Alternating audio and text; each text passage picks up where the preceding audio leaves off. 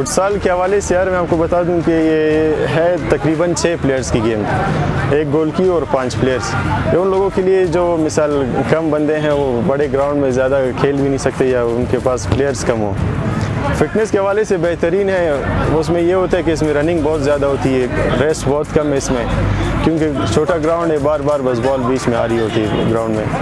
तो रमज़ान के हवाले से भी उस हिसाब से देखो तो बेहतरीन है। पूरे दिन बंदा रोज़ा होता है तो इफ्तारी में और कोई ओवर ईटिंग ही कर लेता है। तो तरावियों के बाद फिर ये बेहतरीन टाइम होता है कि इंसान आकर थोड़ा सा ये गेम्स वगैरह खेले, उसमें फ़िटनेस भी बेहतरीन होती है और जो खाया पिया वो भी आसानी से हज़म हो जाता है, इंसान के लिए मसला नहीं होता है उस हिसाब से। रमज़ान में इफ्तारी के बाद कोई क्रिकेट खेलता है, क्रिकेट के लिए इतनी चीज़ें नहीं बनी जो फुटबॉल के लिए बनी है। इस वजह से हम लोग आते हैं फुटबॉल खेलने का इफ्तारी के बाद। जो टाइमिंग है हम लोग को ज़्यादातर नहीं मिलती।